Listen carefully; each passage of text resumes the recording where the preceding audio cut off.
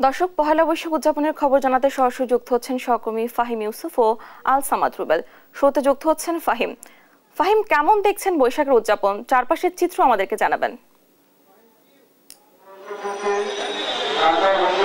আমরা এখন রাজধানীর ঢাকা বিশ্ববিদ্যালয়ের এরিয়াতে রয়েছি। ঢাকা বিশ্ববিদ্যালয় এলাকায় যে টিএসসির সংলগ্ন যে মাঠটি রয়েছে এখানে সকাল থেকেই এক ধরনের উৎসব চাঞ্চল্য মুহূর্ত ছিল। এখানে মানুষ এক ধরনের উৎসবে মেতে উঠেছিলেন বাংলা নববর্ষকে বরণ করার জন্য।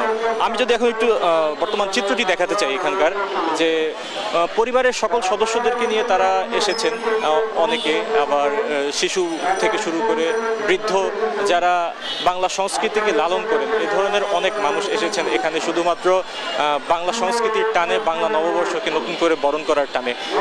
এখানে সকাল থেকে অনেকটা আনুষ্ঠানিকতার মধ্য দিয়ে কিন্তু অনুষ্ঠানগুলো শুরু হয়। শুরুতে মঙ্গল শোভাযাত্রা 9টা থেকে 10টার মধ্যে শেষ হয়ে গেলে তারপর কিন্তু আনুষ্ঠানিকতা কিছু চলতে থাকে।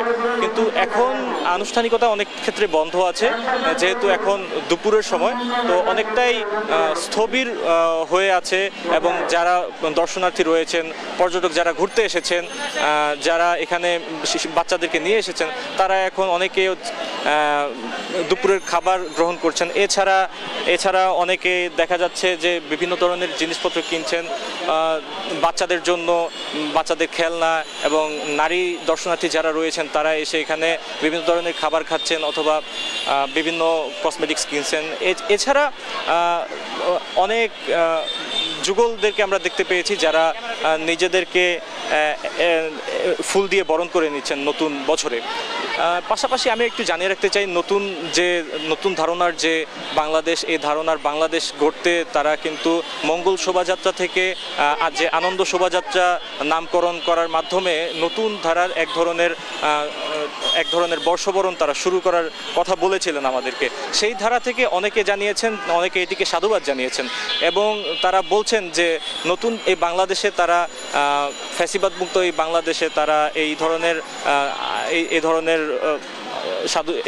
ধরনের কর্মকাণ্ডকে তারা সাধুবাদ জানান। এছাড়া তারা আরেকটি জিনিস বলেন যে মানুষ এবার অনেকটা উচ্ছ্বাসের সঙ্গে, স্বাচ্ছন্দ্যের সঙ্গে এই মঙ্গল শোভাযাত্রা যেটি চেঞ্জ হয়ে আনন্দ শোভাযাত্রা হয়েছে সেখানে অংশগ্রহণ করেছেন।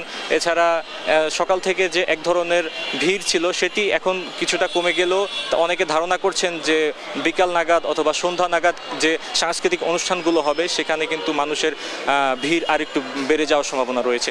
এছাড়া আরেকটু বলে রাখতে চাই যে ঢাকা বিশ্ববিদ্যালয়ের আশেপাশে যে প্রাঙ্গণগুলো রয়েছে এখানে অনেকটা আইনশৃঙ্খলা বাহিনী এখন শিথিল হওয়ায় মানুষজন, সাধারণ মানুষ, এছাড়া বিভিন্ন এলাকা থেকে যারা এসেছেন, দূর দূরান্ত থেকে যারা এসেছেন তারা এখন ঢুকতে পারছেন। তো এখানকার অবস্থা অনেকটা সাজ রব চলছে বলা যায় এবং উচ্ছ্বাসের সঙ্গেই কিন্তু তারা পালন করছেন বলে আমাদের জানিয়েছেন। এই ছিল রাজধানীর টিসি থেকে সর্বশেষ। এখন আমরা চলে যাব রাজধানীর রমনাতে রয়েছে রমনা পার্কে আমাদের সহকর্মী রুবেলের কাছে। ফাহিম, আপনাকে নববর্ষের শুভেচ্ছা। আমি আছি এই মুহূর্তে রমনা বটমূলে। এখানে উচ্চে পড়া যে পরিমাণ দর্শনার্থী তারা এখানে ঘুরতে চলে এসেছে, তারা এখান থেকে সবাই কাপলরাও চলে এসেছে এবং ছোট বড় সবাই মিলে এখানে ঘুরতে এসেছে এবং নৌকা ভ্রমণও করছে। অনেকে দেখা গেছে যে এই পরিমাণ উচ্চে পড়া যে ভিড়টা আমরা যদি আপনাদেরকে একটু দেখাই, যে রমনার পাশে যে পরিমাণ ছোট থেকে বড় যারা আছে সবাই এখানে নৌকা নিয়ে ঘুরছে এবং অনেকে বিনোদনের জন্য আজকের দিনটাকে বেছে নিয়েছে এবং অনেকে নতুন যারা আছে এখানে সেনাবাহিনী থেকে শুরু করে এবং পুলিশ প্রশাসন এবং নৌকা করে ভ্রমণ করছে। তাছাড়া আমরা যদি একটু ভাইয়াদের কাছ থেকে একটু জানতে চাই যে ভাইয়া, এই যে আসলেন ঘুরতে, কেমন লাগছে একটু জানতে চাচ্ছিলাম। সবাইকে বাংলা শুভ নববর্ষ শুভেচ্ছা। আজকে আমরা শুভ নববর্ষের দিন রমনা পার্কে ঘুরতে এসেছি, আমি এবং আমার ওয়াইফ। সো আমরা সকাল থেকে অনেক এনজয় করছি এখানে, আমাদের খুবই ভালো লাগছে। সো আজকের এই দিনটা একটা উৎসবমুখর পরিবেশ বিরাজ করছে রমনা পার্কে। সবাই বাঙালি ট্রেডিশনাল সাজে আছে এখানে। ছেলেরা পাঞ্জাবি পরে আছে, মেয়েরা শাড়ি পরে আছে, এবং সবাই খুব উপভোগ করছে আজকের এই এখানের প্রোগ্রামগুলো, মেলা, সবকিছুই। একটু আপুর কাছ থেকে জানতে চাই, আপু কেমন লাগছে একটু আপনার কাছ থেকে একটু শুরুতেই সবাইকে নববর্ষের শুভেচ্ছা। অবশ্যই অনেক অনেক অনেক ভালো লাগছে, বিকজ এই জায়গাটাতে যেহেতু দেখাই যাচ্ছে উৎসব মুখর পরিবেশে সবাই একত্রিত হয়েছে, সবাই এবং দেশীয় সাজে মানে ঐতিহ্যের সাথে মিল রেখে সাজগোজ করে উৎসবটাকে এনজয় করছে। যেমন ওইদিকে হচ্ছে কনসার্ট মনে হয় হচ্ছে, ওইখানেও বাংলা গানই হচ্ছে, তারপর হচ্ছে এখানে আলপনা হচ্ছে, তারপরে এখানে হচ্ছে নগরদোলাও আছে আমি যতটুকু দেখলাম। তো সব মিলিয়ে সবাই খুব এনজয় করছে এবং আমিও খুব এনজয় করছি। যদিও অনেক গরম, কিন্তু আমরা মানে এখানে উৎসব মুখর পরিবেশটা এতটাই সুন্দর লাগছে যে গরমটা এতটা বোঝা যাচ্ছে না, আমরা উৎসবের মাঝখানেই দিনটাকে কাটিয়ে দিচ্ছি আর কি। তো সবকিছু মিলে খুবই সুন্দর, very nice and very happening and খুবই ভালো লাগছে।